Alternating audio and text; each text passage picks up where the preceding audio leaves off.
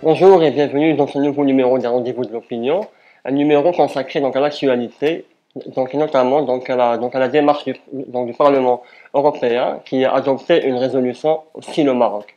Donc on en débat aujourd'hui avec M. Abdelaziz Fessi, député et membre de la commission parlementaire mixte Maroc-UE. Bonjour Fessi, merci beaucoup Bonjour d'être avec nous. CNS. C'est toujours un plaisir de participer au rendez-vous d'opinion. Donc, une première question, j'aimerais savoir votre avis. En tant que député marocain, comment qualifier cette initiative européenne? Alors tout d'abord, il faut savoir que nous allons, en tant que députés au Parlement européen, en tant qu'élus, d'accord? Nous ne représentons pas des lobbies, nous ne représentons pas le gouvernement marocain, nous ne sommes pas des officiels.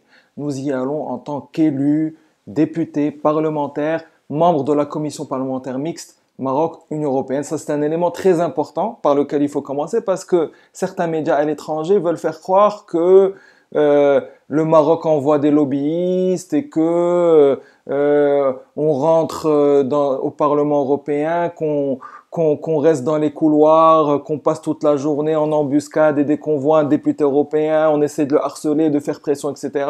Il n'en est rien. D'accord? Ça, c'est le premier élément. Le deuxième élément, nous y allons dans le cadre de la commission parlementaire mixte Maroc-Union européenne, qui est une commission institutionnalisée entre le Parlement marocain et le Parlement européen, et qui est née de l'accord d'association qui a été conclu à Bruxelles avec la communauté européenne à l'époque en 1996. Il est né aussi de l'accord du statut avancé qui a également été conclu avec le Maroc. Et donc c'est une commission qui est institutionnalisée et c'est dans ce cadre-là que nous allons au Parlement européen. Un autre élément qui est très important, c'est que on nous donne les badges pour rentrer au Parlement européen sur la base d'une liste de réunions confirmées avec les députés européens, avec les horaires et les endroits où aura lieu la réunion. Donc, tout ça est très normé, c'est très structuré. Et lorsque nous finissons nos réunions, nous quittons le Parlement européen. Donc, il est essentiel de rappeler cet élément car il y a beaucoup de choses qui ont été dites. Donc l'hémicycle européen a été ébranlé par un scandale de corruption. Donc les eurodéputés ont braqué le regard vers le Maroc, en le critiquant sur les droits de l'homme. Quel est votre avis là-dessus? Alors tout d'abord, il est important de rappeler que cette résolution n'a pas été votée à l'unanimité. D'accord? Il y a des députés européens qui ont voté contre cette résolution. D'accord? Et il y a des groupes politiques, notamment le plus grand groupe du Parlement européen, le PPE, le Parti populaire européen, qui n'a pas voté pour cette résolution. Donc il est important de rappeler cet élément, ça n'a pas été une résolution qui est passée à l'unanimité. Ça, c'est le premier élément. Le deuxième élément, en effet, lorsque je lis le contenu de cette résolution, je dois vous avouer que je suis quelque peu choqué, voire outré, car tout d'abord, la souveraineté de la justice marocaine n'a pas été respectée. Elle n'a pas été prise en compte. Certains députés européens qui ont voté pour cette résolution ont considéré que la justice marocaine était corrompue et qu'elle n'était pas crédible et que donc on ne pouvait pas prendre en considération une décision de la justice marocaine. C'est intolérable et c'est inacceptable. Également, nous avons devant nous un cas où nous avons la plaignante qui a accusé le suspect de viol et nous avons le suspect qui est le journaliste M. Omar Arradi qui a admis qu'il y avait eu une relation sexuelle mais consentie. Et donc, nous sommes face à une parole contre l'autre. Donc pourquoi est-ce que je vais croire le suspect qui est un journaliste connu et pas la plaignante? Il n'y a pas de raison pour ça.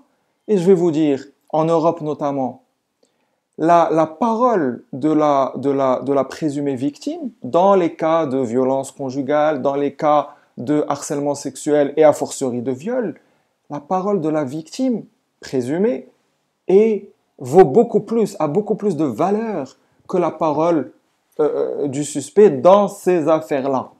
Et d'ailleurs, si vous suivez l'actualité européenne et française, il suffit qu'une victime présumée, qu'une femme déclare dans les médias, ne serait-ce que par un tweet, qu'elle a été victime de harcèlement sexuel de la part d'une personne, et a fortiori si c'est un homme politique ou un journaliste connu, pour que le suspect présumé se retrouve dans un tourbillon médiatique, qu'il soit obligé de se mettre en retrait de toutes ses positions, qu'il soit même parfois obligé de démissionner avant même qu'il n'y ait eu aucune plainte dans la justice.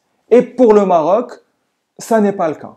On ne prend pas en compte la décision de justice marocaine et imaginez ce qu'a pu ressentir la victime de ce viol. Imaginez, elle a envoyé des mails à différents députés européens car elle voulait juste plaider sa cause, juste leur parler, juste donner sa version. Elle n'a reçu aucune réponse. Imaginez ce qu'elle a pu vivre. Et donc, ça, c'est quelque chose qui m'a choqué réellement. Il devrait un peu aussi se tourner vers nos voisins de l'Algérie, vers Tindouf, où il y a des exactions quotidiennement, d'accord? Mais le Parlement européen n'en parle jamais. Maintenant, je voudrais rajouter une chose. C'est que cette résolution a été votée par le Parlement européen, qui est certes une des institutions de l'Union européenne, mais elle n'a aucun effet juridique, cette résolution. D'accord? Ça n'est pas la Commission européenne qui a un pouvoir exécutif et législatif, donc il ne faut pas non plus donner trop d'importance à cette résolution, mais néanmoins, nous sommes déçus qu'il n'y ait pas une objectivité dans le traitement des différentes choses qui peuvent se passer, notamment chez nos voisins algériens. Et ça, c'est un inconvénient et c'est un handicap que nous constatons de manière régulière au Parlement européen. Donc maintenant, j'aimerais revenir donc, sur la commission qui est très active. Donc j'aimerais avoir donc un petit bilan donc, sur son travail donc, au cours des années précédentes.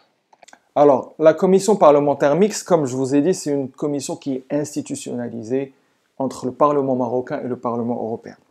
C'est une commission à parité avec 13 membres, donc issus du Parlement marocain des deux chambres, la première chambre et la seconde, et du Parlement européen. Nous travaillons dans le cadre de binômes.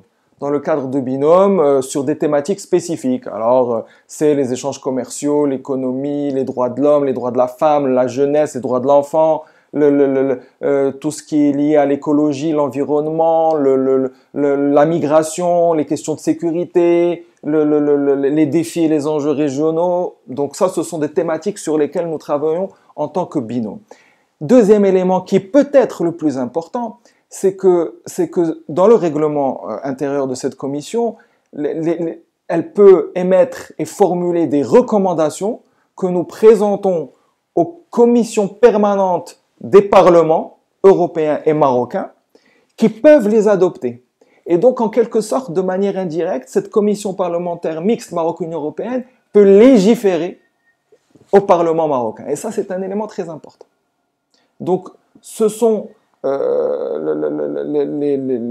contenu de notre travail. Et bien entendu, cette commission, toujours dans le règlement, nous donne le droit de discuter avec nos collègues européens de tout ce qui est lié à des intérêts mutuels de manière générale. Et c'est ce qui fait aussi que nous allons au Parlement européen pour rencontrer les députés européens et de parler de beaucoup de thématiques qui les intéressent et qui nous intéressent, donc d'un intérêt commun. Donc ça, c'est le travail de la commission parlementaire mixte que nous effectuons.